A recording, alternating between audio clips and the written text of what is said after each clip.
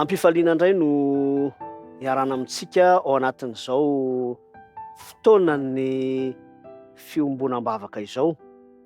Manana lohahevitra manokana isika zay mahakasika isika tsirairay avy. Iarahantsika mitondram-bavaka eto amin'ity fotoana ity koa dia manasa anao ary mba hiombona mivavaka izay atao. Vavaka isika tompoko. Raha ny tsara indrindra izay ny an-danitro mbola misaotra anao hatrany izay ny amin'ny fahafahanay miseho eo anatrehanao, na dia eo aza ny tsy fahatanterana maha-olombelona ny mampanota anay, nefa noho ny fahasoavanao famindram-po sy fitiavana dia azo atao ny mbola miombona amin'izao vavaka izao ary afaka manan-tena valim-bavaka ara-potoana avy aminao. Saorana ianao zany ary tsy mitratra ihany koa zay mangataka famelan-keloka hatrany hanananay ny fahazahonan-doka rehetra.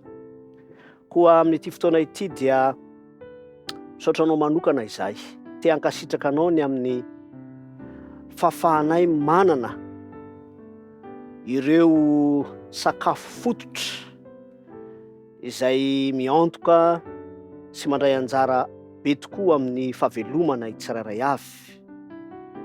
Ao ireo foto-tsakafo, ao ihany koa ireo voankazo isan-karazany sy ny maro hafa.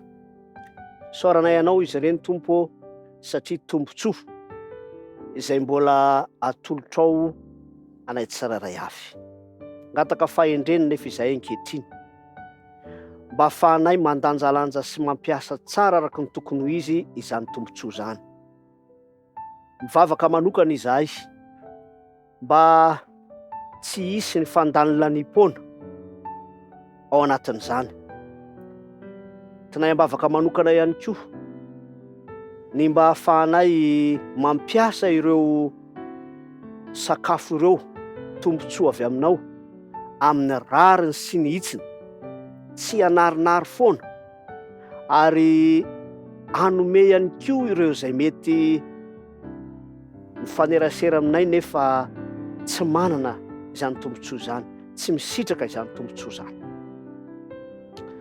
Mivavaka ihany koa izahay Tompo mba hanomezanao fahaiza mitantana hatrany ny amin'ny lafiny ara-tsakafo, ka mba tsy ho latsaka amin'ny fakapanahan'ny fitiavan-komana, ka hanimba indray zany fahafahana misitraka ny lafiny ara-tsakafo izany.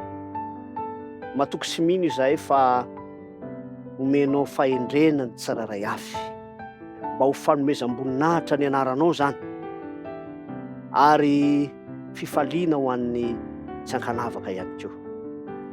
Ankehitriny koa dia sitrakay ny miombom-bavaka amin'ny anabavinay izay manana faniriana manokana mba hiverina indray amin'ny fitiavana voalohany eo amin'ny fanompoana sy ny fanarananao.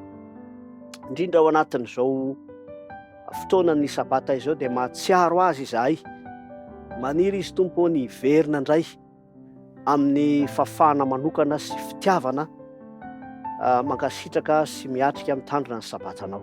Ao anatin'izany ihany koa ny hiverenany indray ny amin'ny hafanam-po, fanandramana manokana ny amin'ny fatokiana, tsy amin'ny fanompoana ihany fa amin'ireo lafiny rehetra izay ahafahany manohana ny asanao. Tompo malalo, mba ho feno fahendrenany ka ahita vokatra eo amin'ny fanandramana ara-panahy izany mpanomponao izany. Fatononana ny vavaka ho amin'ny anaran'i Jesosy Kristy. Amen.